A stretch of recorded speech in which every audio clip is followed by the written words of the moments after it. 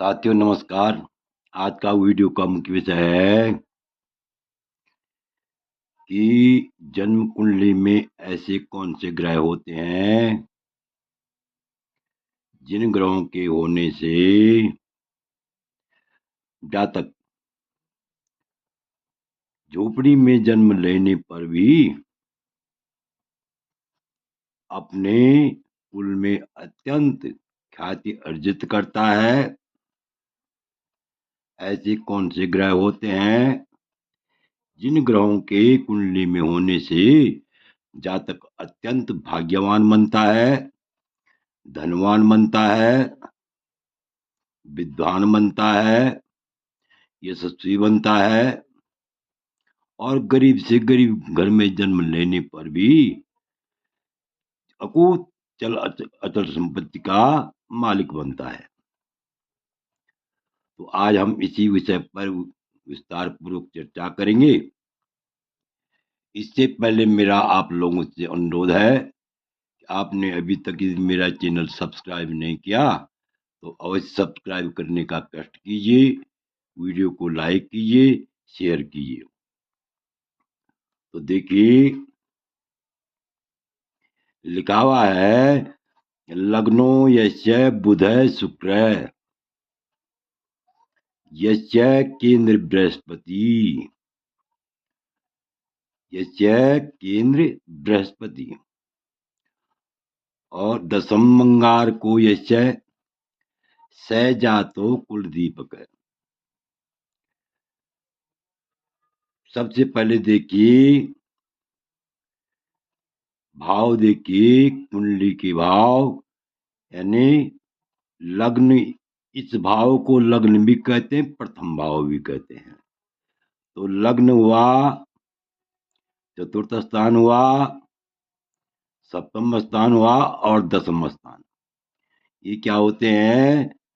केंद्र के भाव होते हैं, केंद्र के स्थान होते हैं।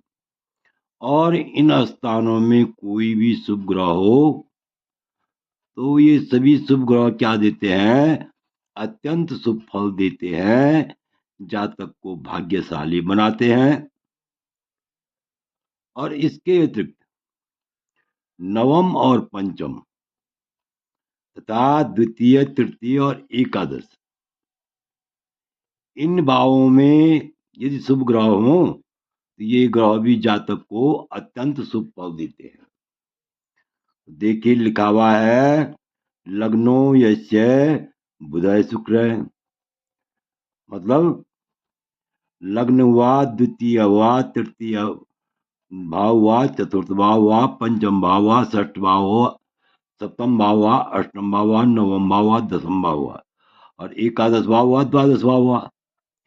इन सभी भावों में यानी केंद्र के ग्रह जो है शुभ ग्रह बहुत शुभ फलदायक होते हैं, शुभ फल देने वाले होते हैं। यदि जो ये ग्रह मेरे यहाँ पर जो है अंकित कर रखे हैं तो इन ग्रहों में जो है कोई भी ग्रह यदि जन्म कुंडली में हो, चाहे लग्न में हो, चतुर्थ में हो या सप्तम में हो या दसम में हो, इन भावों में यदि ये ग्रह कहीं भी स्थित हो, ये नहीं लग्न में, ये लग्न में यानी केंद्र में कहीं भी जो है ये ग्रह स्थित हो और इसके साथ ही पंचम और नवम भाव, तृतीय भाव, द्वितीय भाव और एकादश भाव में यदि शुभ ग्रह स्थित हो तो ऐसा जातक गरीब से गरीब घर में जन्म लेने पर भी अत्यंत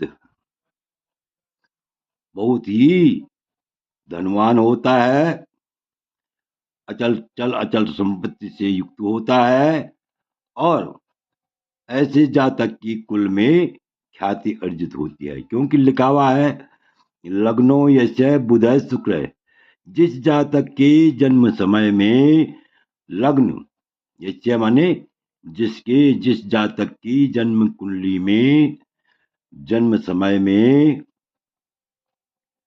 क्या हो, लग्न में बुध या शुक्र हो, या केंद्र है बृहस्पति, केंद्र में बृहस्पति बैठा हुआ हो। केंद्र कहते हैं लग्न हुआ, चतुर्थ हुआ, और सप्तम हुआ, और दसम हुआ, तो इन भावों को केंद्र कहते हैं। या तो क्या होना चाहिए, लग्नो यस्य बुध शुक्र, बुध और शुक्र लग्न में हो, या केंद्र में बृहस्पति हो। आप समझ गए होंगे, केंद्र के भावों को समझ गए होंगे। और दसम मंगार को यश्य, जिसका क्या हो, या तो क्या हो 10वां मंगल हो, दसम स्थान में क्या हो, मंगल हो। तो ऐसा जातक क्या होता है, यानी दसम स्थान में अगर मकर का मंगल हो जाए, उच्च का मंगल हो जाए, तो ऐसा मंगल जो है बहुत ही शुभ फल देने वाला होता है। यानी या तो स्वगृह मंगल हो, या तो उच्च का मंगल हो। तो ऐसा जातक क्या होता है, अत्यंत ही भाग्यशाली होता है। गरीब से गरीब घर में जन्म लेने पर भी वह जो है अपने जीवन में सभी सुखों से युक्त होता है, और अपने कुल में ख्याति अर्जित करता है। क्योंकि लिखा हुआ है लग्नो यस्य बुध शुक्र यस्य केंद्र बृहस्पति, और दसम मंगार को यस्य जातक कुल दीपक। जिस जातक का लग्न में बुध और शुक्र हो, केंद्रवर्ती बृहस्पति हो, 10वां मंगल हो, तो ऐसा जातक जो है क्या होता है, कुल में ख्याति अर्जित करता है, अपने कुल में अत्यंत प्रसिद्ध होता है। कुल में ही नहीं, अपने संपूर्ण क्षेत्र में अत्यंत प्रसिद्ध होता है। अर्थात बहुत ही गुणवान प्रसिद्ध भी होगा। जब गुणवान भी होगा, धनवान भी होगा, सदाचार से युक्त भी होगा, और धन वैभव से भी क्या होगा, युक्त होगा। और आगे लिखा हुआ है लग्नो यस्य, लग्नो बुध शुक्र नास्ति, नास्ति केंद्र बृहस्पति, और दसम मंगार को नास्ति सहजात है किम करिष्यति।